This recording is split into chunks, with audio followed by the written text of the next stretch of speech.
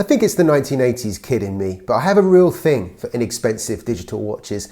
They tend to just accumulate in my collection everywhere on every available surface because they're affordable, fun and fascinating to collect.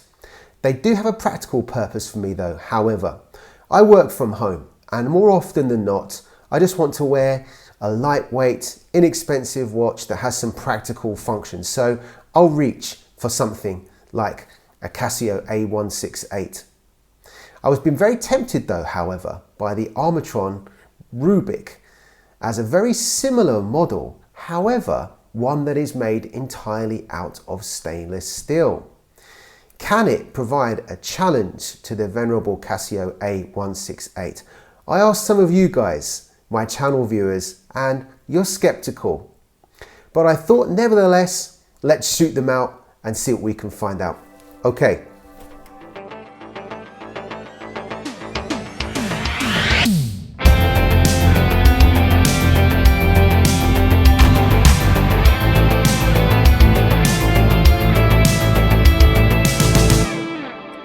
Hello. If like me, you obsess over this most brilliant of hobbies, why not like this video and subscribe to the channel? Thanks, you're a boss. The Armitron Sport Watch Reference 40/847-4BKSV, known as the Armitron Rubik. I feel a bit odd about reviewing this one. I feel a little bit like I'm cheating on Casio as a confirmed Casio fanboy, as you will see from many videos on my channel. However, in the interest of reviewing watches without fear or favor, here it is. Let's take a look at it and see how it stacks up. We'll take a proper comparative look at this one in terms of how it stacks up against my trusty old Casio A168 a little bit later. But first of all, let's have a look at what attracted me to this watch in the first place.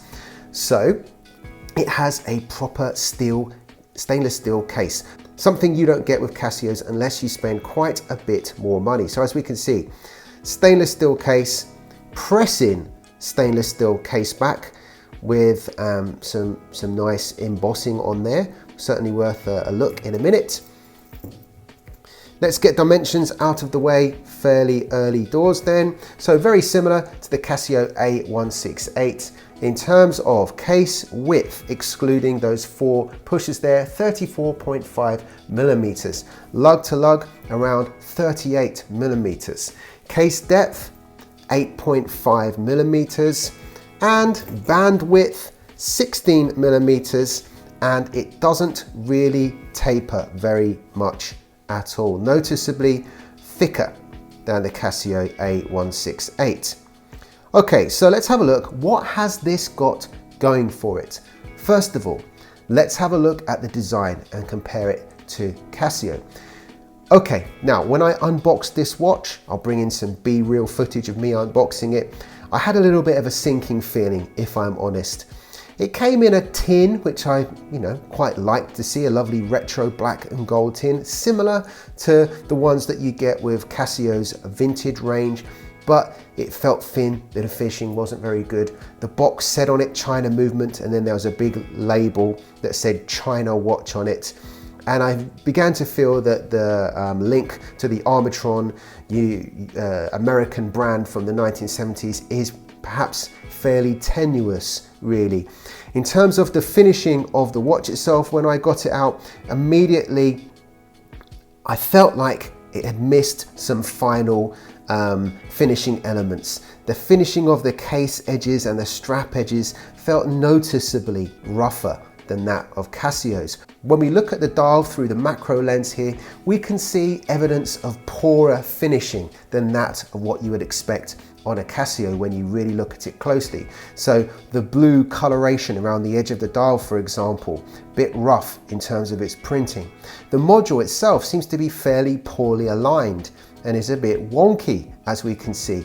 However, those things aside, I do like the design. I do like the little retro swimming guy to reflect the fact that this watch is spec'd to be 50 meters water resistant rather than the typical 30 meters water resistant that Casio quote for their most affordable watches, including the A168.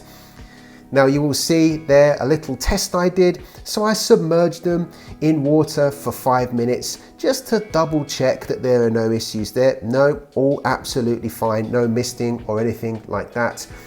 Other Casios occasionally that are rated at 30 meters water resistance, such as the Casio DBC611 calculator watch. I've had misting with that before, so I was keen to check this out, and yes, this all stacks up. However, Casios have sometimes been known to be quite modest with their water resistance rating. I've seen videos before of F91Ws withstanding pressures that would be equivalent to a 100-meter submersion or more, in fact, as it goes. So yes, it has that going for it, as well as the design, the little swimmer guy, the water resistance. The other thing that this has going for it are the functions. There are more functions than what you get on the Casio A168. Now, there's another video on my channel where I really have a deep dive into the Casio A168, so I won't particularly do that today. However, I'm going to do some comparison in terms of functions and so on. So let's center things up here. Okay, now then, let's bring the Armitron into play. So very, much the same as Casio here, with this button up here, top left, hold that for setting, and we use the bottom left button to cycle through the various time and date setting functions there. Let's come out of that mode. You'll see on the home screen here, we have day, date, running seconds. And if I hold down one of these buttons, here we go, yep, the top right button, it will tell you the year, in case you've been in your time machine and forgotten. Not really quite sure how much use that is, but there we go. We've got day, month, year, should you require it, I suppose. Functions then, if we cycle through using the mode button, we have a settable alarm and also a chime. We have a stopwatch, start, stop, reset. So far, so much the same as Casio A168. Press again, now we have a second time zone, or world time. I currently have this set to China time, as I sometimes do work with colleagues in China. And then back to the home time here. So we do have some other functions that the A168 doesn't have, such as this information and that second time zone. So that's something, I suppose. Now, I do like, the fussy part of me does like the symmetry of having 4 pushes as opposed to the 3. That's always really bugged me, if I'm honest, about the Casio A168 and also the Casio F91W. Why is that there? I'm sorry, but as a fussy person, particularly when it comes to watches, a bit of an obsessive, yep, that does bug me immensely. Next then, in terms of comparing them, one thing that does really stand out is the fact that this Armitron Rubik is noticeably heavier on wrist, as you'd expect, being stainless steel. Okay, there's some reassuring heft there, I suppose. But however, the lack of really fine detailed finishing. So for example, this watch came with this dent or scrape already in the case, and this case back was kind of grubby, like the person who had finished this watch had dirty hands when they pressed this case back on and there wasn't any final check. So, I've worn this watch for about a total of 5 minutes, and it's come from the factory, with some admittedly very minor markings on it. So, that's not very reassuring. The fact that it's stainless steel is offset by the fact that the finishing is not great. Whereas one of the things that I really like the Casio A168 for is the fact that it's so lightweight, and the finishing is really good for the money that you've spent. Actually, I can't find any faults with this. When I've taken macro shots of this watch and uploaded them to Instagram, they always look amazing. You can't see any flaws. The lightweight nature of this watch makes it a perfect workday's watch when I'm just sitting at my desk working and I don't want to be conscious of wearing a great big heavy dive watch that weighs 200 grams or something getting in the way as I tap away at my keyboard and work through my workflow. So that's why I wear these. Number one, because I'm a retro kid, and number two, because These don't get in the way, they're unfussy, they're just comfortable to adjust and wear, you forget you're wearing one. The Armitron doesn't quite do that. Now, the final thing that I'm going to point out about this, which I'm afraid is the deal breaker really. As we know, the Casio A168 has electroluminescence, a proper bright backlight. So I often wear these in bed as well. I'm not the most wonderful sleeper now that I'm into my 40s. I'm sure those of you who are similar age to me might recognize that once you have a family and responsibilities, you don't always sleep wonderfully when you've got kids. And if I wake up in the middle of the night, I just want to press the light button, check the time, not look at my phone, because that's lethal, isn't it? And you'll pick your phone up and mess around with it. So I wear these sometimes in bed.